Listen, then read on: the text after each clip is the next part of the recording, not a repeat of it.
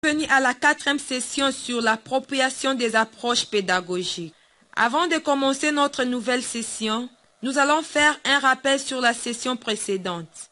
Prenez 30 minutes pour partager vos horaires de cours exploitant la grille horaire et les prévisions des matières pour vos classes.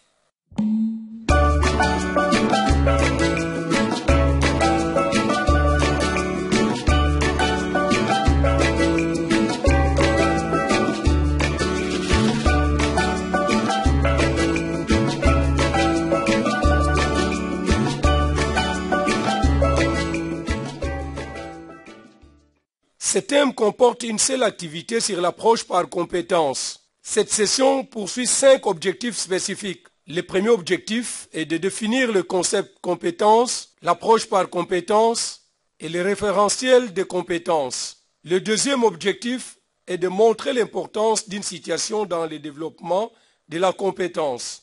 Le troisième objectif est d'identifier les composantes d'une compétence.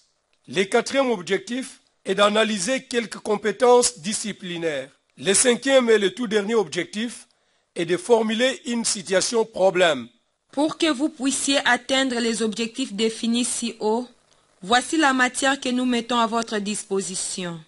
Commençons par la définition des concepts. 1.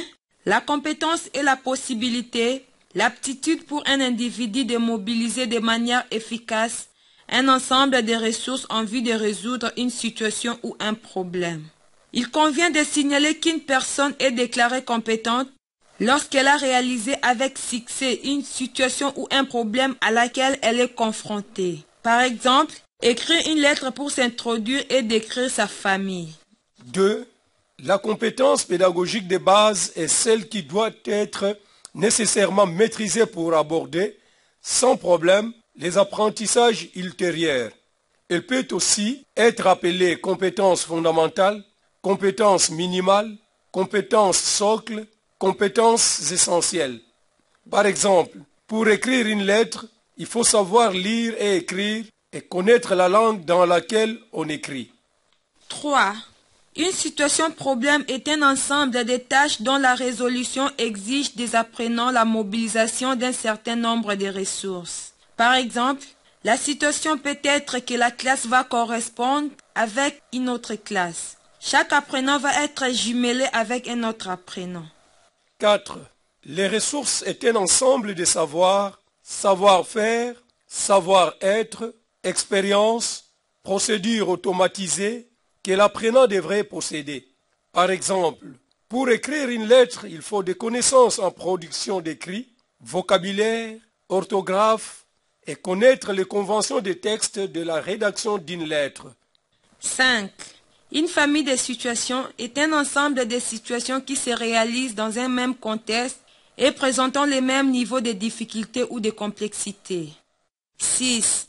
L'approche par compétence est une démarche pédagogique qui prône le développement des habiletés nécessaires à la résolution de problèmes de la vie courante. 7. L'approche par situation est une démarche pédagogique fondée sur les principes selon lesquels une personne se construit et s'adapte à une situation donnée. 8. Et le dernier, cet objectif terminal d'intégration qui est une intention pédagogique qui exprime le profil attendu de l'apprenant au terme d'un cycle. Afin de vous assurer que vous avez bien assimilé la matière, voici les questions auxquelles nous vous demandons de répondre. Prenez 10 minutes pour échanger avec vos collègues. Première question. Quand peut-on considérer qu'une personne est compétente? Deuxième question. Quelles sont les composantes d'une compétence?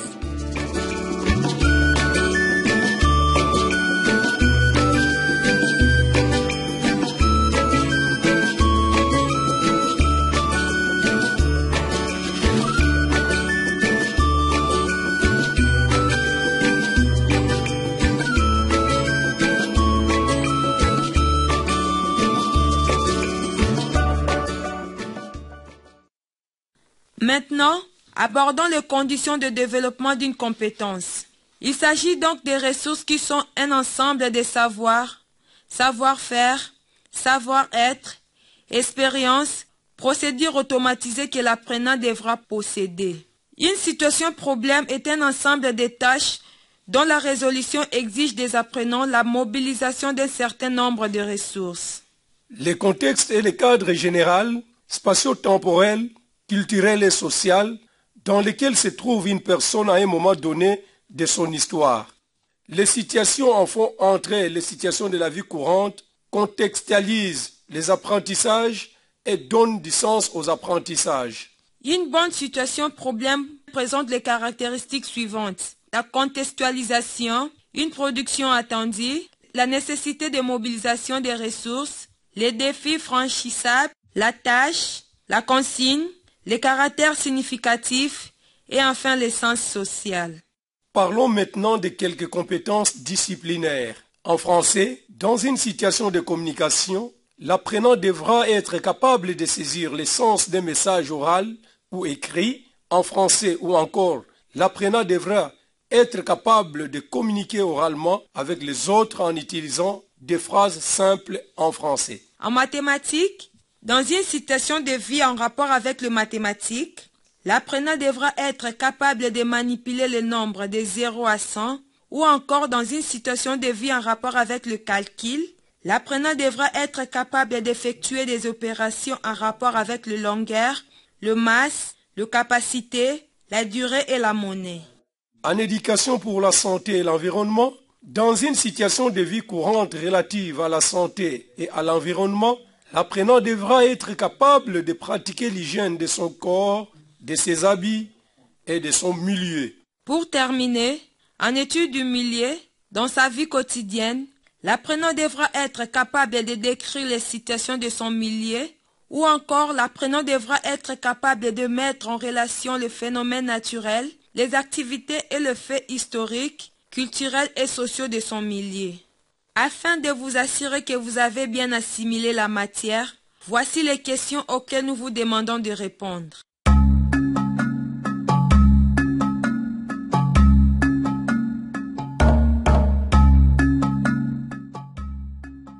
Prenez 10 minutes pour échanger avec vos collègues.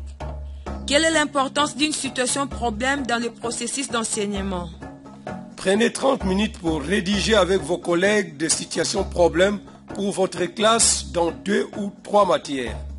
Nous vous remercions de votre aimable attention. Merci.